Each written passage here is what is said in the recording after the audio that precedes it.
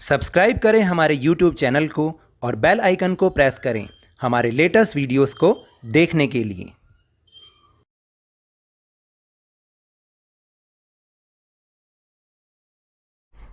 Hello and welcome to Lavneesh Sir की class.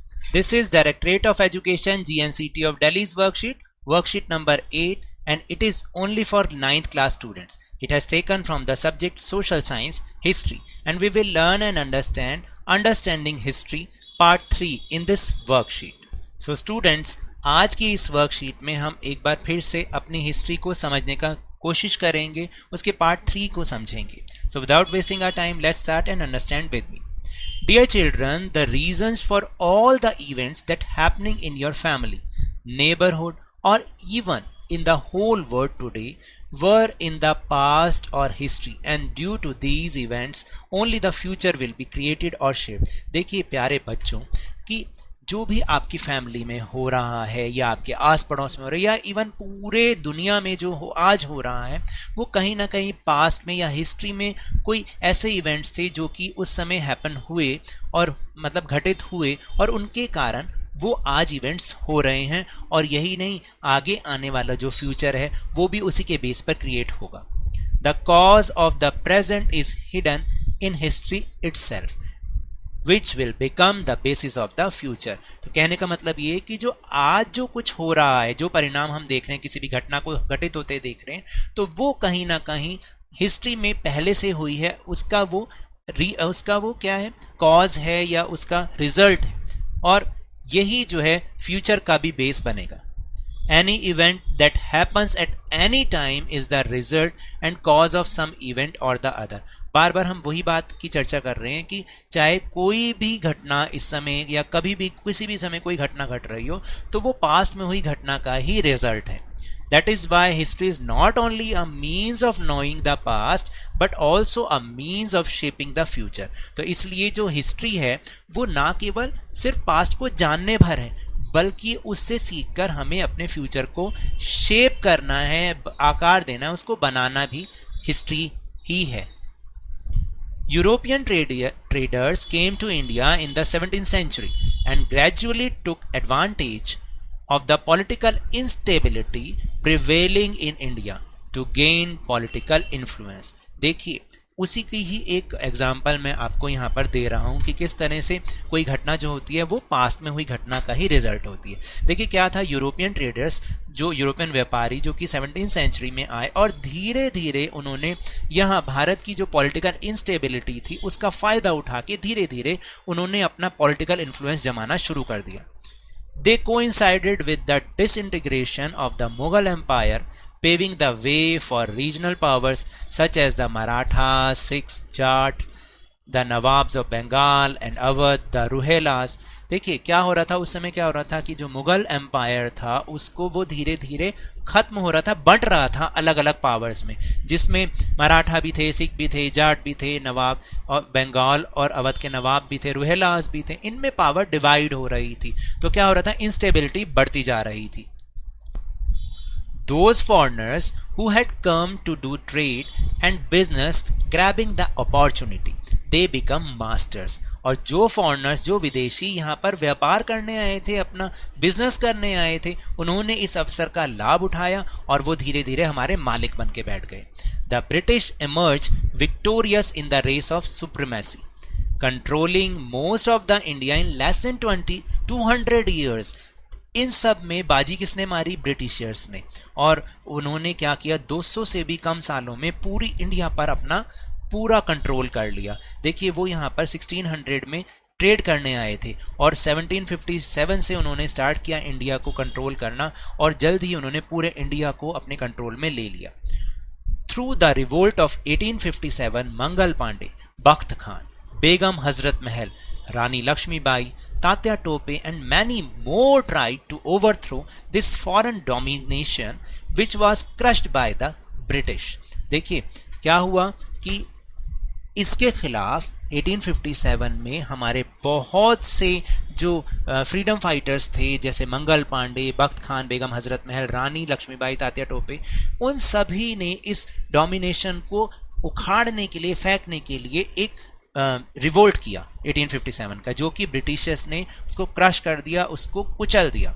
After this India was incorporated into British Empire by crowning Britain's Queen Victoria as the emperors of India. फिर क्या हुआ, इसके बाद British empire में India को मिला लिया गया और जो ब्रिटेन की क्वीन थी, क्वीन विक्टोरिया, उसे ही इंडिया की रानी भी बना दिया गया।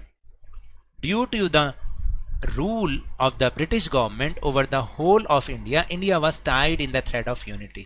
देखिए बाई चांस की बात है, क्योंकि अब पूरे इंडिया पर ब्रिटिश गवर्नमेंट का ही रूल हो गया, तो इंडिया वाज जो है वो क्या हुआ, वो एक यूनिटी के धागे में, यूनिटी के थ्रेड में बंध गया। Thus political unity was establish in the country, और धीरे धीरे क्या हुआ, एक पॉलिटिकल यूनिटी भी बनती चली गई, जो कि अंग्रेजों ने शायद कभी भी, ब्रिटिशर्स ने कभी सोचा ही नहीं होगा, क्योंकि उससे पहले तो यूनिटी थी ही नहीं, क्योंकि अलग अलग रूलर्स थे, अलग अलग उनके काम करने का तरीका था। The development of various means of transport and western education made the foundation of this unity more solid. और इसमें और किसने कंट्रीब्यूट किया, जो ट्रांसपोर्ट था, जैसे रेल उन्होंने शुरू की, और जो फाउंडेशन जो वेस्टर्न एजुकेशन थी, उसने क्या किया, इस यूनिटी को और मजबूत कर दिया। The work of social reformers like Raja Ram Mohan Roy, Swami Dayanand Saraswati and Swami Vivekananda, the destruction of India's self supporting rural economy, the disasters economic policies of the British rule, the rise of middle class led to the rapid development of the spirit of nationalism in India। देखिए फिर इसके बाद बहुत सारे जो हमारे society reformers थे, राम मोहन राय, राजा राम मोहन राय, स्वामी दयानंद सरस्वती, स्वामी विवेकानंद, ये इनके कारण फिर जो हमारी रूरल इकनॉमी जो है सेल्फ सपोर्टिंग थी, उसको डिस्टर्ब कर दिया गया, और जो ब्रिटिश रूल की इकोनॉमिक पॉलिसी इतनी डिजास्टर्स थी वो, और मिडिल क्लास के राइज होने से, ये सब रीजंस रहे कि इंडिया में नेशनलिज्म बढ़ने लग गया।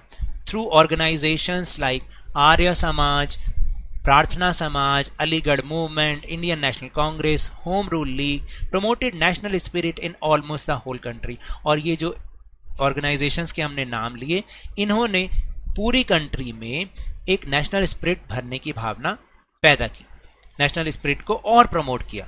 लीडर्स एंड रिवॉल्यूशनरीज लाइक बाल Gangadhar Tilak, Vipin Chandra Pal, Gopal Krishna Gokhale, Mahatma Gandhi, Subhash Chandra Bose, Lala Lajpat Rai, Jawaharlal Nehru, Chandrashekhar Azad, Bhagat Singh, Ashfaq Ullah Khan fought a long struggle for the independence of the country। और देखिए बहुत सारे हमारे फ्रीडम फाइटर्स थे जिनका नाम मैंने अभी अभी लिया, इन सब के कंट्रीब्यूशन से इन्होंने बहुत लंबी लड़ाई लड़ी इंडिपेंडेंस के लिए। We got independence in the year 1947, और 1947 में इन्हीं के कंट्रीब्यूशन से हमें क्या मिली, फ्रीडम मिली। तो यहाँ पर कुछ फ्रीडम फाइटर्स भी हैं, कुछ रिफॉर्मर्स भी हैं, जैसे Ram Mohan Roy, Raja Ram Mohan Roy, and Mahatma Gandhi, and he is mister Subhash Chandra Bose. So dear children, while remembering the glorious past of our country, taking lesson from past mistakes, we have to improve our present and plan for golden future। देखिए तो प्यारे बच्चों, अब हमें क्या करना है कि अपनी जो ग्लोरियस पास्ट है, जो हमारा गौरवशाली इतिहास है, उससे हमें सबक सीखते हुए, जो हमने गलतियां की उनसे सबक सीखते हुए, अब हमें अपने प्रेजेंट को इम्प्रूव करना है और गोल्डन फ्यूचर के लिए प्लान करना है। Isn't the journey of history was interesting? क्या आपको ये हिस्ट्री की यात्रा जो है बहुत रोचक नहीं लगी? वाकई बहुत रोचक थी। So now we'll move on question answer section। So the question number 1 is, how does history affect our present and past? Past नहीं होना चाहिए, future होना चाहिए। देखिए, whatever events are happening from neighborhood to the whole world today, the reason for all of them is hidden in the past or history itself, and on the basis of these events the future will be created। तो यही बताया गया है कैसे effect करता है कि जो भी हमारे पास आस पड़ोस में पूरी दुनिया में आज हो रहा है, उसका रीजन कहीं ना कहीं हिस्ट्री में छिपा हुआ होता है, और इसी के बेस पर फ्यूचर भी क्रिएट होता है। सेकंड पॉइंट इज, आपको पॉइंट में ही लिखने हैं अपने answer. Any event occurring at any time is the result of some past event और कॉजेज ऑफ फ्यूचर इवेंट। और कोई भी कभी भी जो भी घटना होती है प्रेजेंट में, वो कहीं ना कहीं पास्ट का ही रिजल्ट है और वो ही फ्यूचर इवेंट का कारण बनती है। Now will move on question number Question number 2 is why did European merchants succeeded in establishing their political influence in India? यानी जो यूरोपियन मर्चेंट्स थे वो कैसे सफल हुए अपने इंडिया में अपना पॉलिटिकल इन्फ्लुएंस बढ़ाने में? तो answer is European traders came to India in 17th century and gradually took advantage of political instability prevailing in India to gain political influence. तो यूरोपियन ट्रेडर्स आए 17th century में और धीरे धीरे उन्होंने फ़ायदा उठाते हुए यहाँ की पॉलिटिकल इंस्टेबिलिटी का वो अपना पॉलिटिकल इन्फ्लुएंस बढ़ाते चले गए. They coincided with the disintegration of the Mughal Empire, paving the way for regional powers such as Marathas, Sikhs, Jats and the Nawab of Bengal and Awadh and the Rohillas. और उन्होंने किस बात का फ़ायदा उठाया कि यहाँ पर जो मुग़ल एम्पायर था वो डिसइंटीग्रेट हो रहा था, यानी बंट रहा था और उसकी पावर इन लोगों में डिवाइड हो रही थी. Those foreigners who had come to do trade and business, grabbing the opportunity and they become masters. और ये जो फॉरेनर्स बिजनेस करने के लिए, ट्रेड करने के लिए आए, उन्होंने मौका पाया और मास्टर्स बन गए, वो हमारे मालिक बन बैठे. Now question number 3, what were the various reasons for the rise of national movement in India? तो there are so many reasons. Just the revolt of 1857 against the British was brutally crushed by the British. जो revolt था 1857 का जो कि British के against लड़ा गया, उसको ब्रिटिशर्स ने बहुत ब्रूटली, बहुत ही बुरी तरीके से क्रश कर दिया. The destruction of India self supporting rural economy, जो इंडिया की सेल्फ सपोर्टिंग रूरल इकोनॉमी थी उसको डिस्ट्रक्ट कर दिया गया, खराब नष्ट कर दिया गया. And the disasters economic policies of the British rule, जो ब्रिटिश रूल की इकोनॉमिक पॉलिसी थी वो बहुत ही ज़्यादा खराब थी, नष्टकारी थी. ये रीजंस थे. And question number 4 is gather information about the heroes of the freedom struggle of India. तो देखिए मैंने यहाँ पर 2 ही हीरोज को लिया है, आप चाहें तो 3 और को ले सकते हैं और उनके बारे में इंफॉर्मेशन को गैदर कर सकते हैं. First is Bhagat Singh.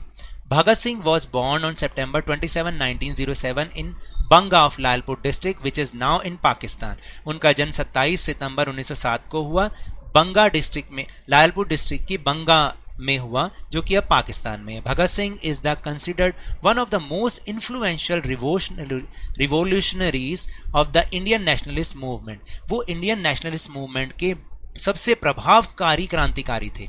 He met with many revolutionary organizations and made a great contribution to the Indian national movement. और उनका इंडियन नेशनल मूवमेंट में बहुत ही महान योगदान है. Bhagat Singh ji died at the age of 23 when he was hanged by the British government. और उनकी मृत्यु 23 साल में हुई जब ब्रिटिश गवर्नमेंट ने उन्हें फांसी पे लटका दिया. सेकेंड है Chandrashekhar Azad. Chandrashekhar Azad was born on 23rd July 1906. वो 1906 में हुए थे, पैदा हुए थे. और in 1920 at the age of 14 Chandrashekhar Azad was associated with Gandhi ji non cooperation movement. वो 14 साल की उम्र में गांधी जी के नॉन कॉपरेशन मूवमेंट से जुड़ गए. Chandrashekhar Azad avenged the death of Lala Lajpat Rai by shooting British police officer SP Sanders in Lahore in 1928. और 1928 में उन्होंने लाला लाजपत राय की मौत का बदला लेते हुए British police officer SP Sanders को गोली मार दी थी. So now that's all for this worksheet. अगर मेरे इस तरह समझाने से आपको थोड़ा सा भी समझ में आया हो तो इस चैनल को अब ज़्यादा से ज़्यादा सब्सक्राइब कीजिए, लाइक कीजिए और इस वीडियो को बहुत शेयर कीजिए. जल्दी से जल्दी से 50K तक पहुंचा दीजिए. और याद रखिएगा whenever you will go outside please wear your mask, क्योंकि कोरोना अभी भी फैल रहा है. और जब भी आपकी टर्न आए तो इसकी वैक्सीनेशन अवश्य कराएं, क्योंकि कोरोना को हराना है और ज़िंदगी को एक बार फिर से सुहाना बनाना है. इसी उम्मीद के साथ थैंक यू वेरी मच.